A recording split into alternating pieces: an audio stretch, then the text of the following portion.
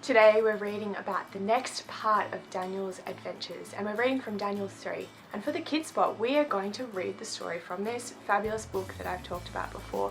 It's called the Gospel Story Bible, and it's basically an illustrated Bible, which is super cool. So I'm going to read this story for us, and it's going to be illustrated for us with the puppets that we've been using in the previous week. So I'd really encourage you to grab out your puppets now and get ready to make some more so that you can retell the story yourself.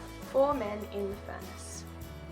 At first, King Nebuchadnezzar was so amazed by Daniel's interpretation of his dream that he fell down and worshipped the Lord. But he soon forgot about Daniel's God. Instead, he built a huge golden statue of himself that was 90 feet tall and 9 feet wide. When it was ready, the king sent for all of his officials. His messenger proclaimed, "At the sound of the music of the horn, pipe, lyre, and all the other instruments, the king commands everyone to bow down and worship his golden image. Anyone who refuses will be thrown into a fiery furnace."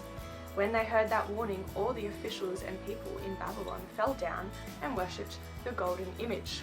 Well, not everybody. Some hurried to bring a bad report about some of the Jews. "O king," they said, "some of the Jews you have appointed to rule in Babylon have refused to obey your order and bow down. Shadrach, Meshach, and Abednego," so our friends Chad, Zach, and Ben, "have said they will not serve your gods or worship your image." The king was furious. "Bring them to me," he said.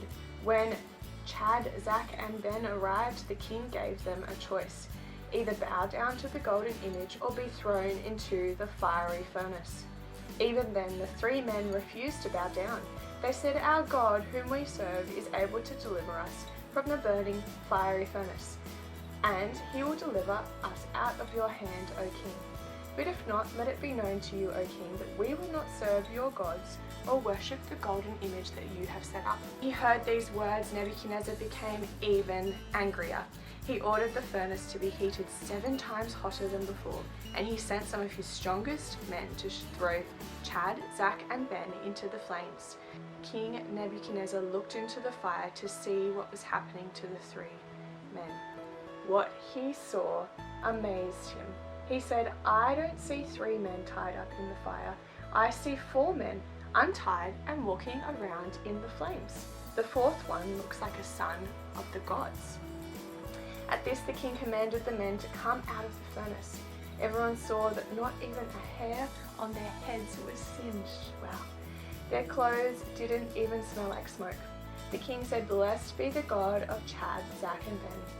Then Nebuchadnezzar made a decree saying, "Any people, nation, or language that speaks anything against the God of Chad, Zach, and Ben shall be torn limb from limb, and their houses laid in ruins, for there is no other God who is able to rescue this way." Did you wonder who the 4th man in the fire was? God's presence was in the fire with the men. God didn't just save the men from the fire, he went into the fire with them to save them.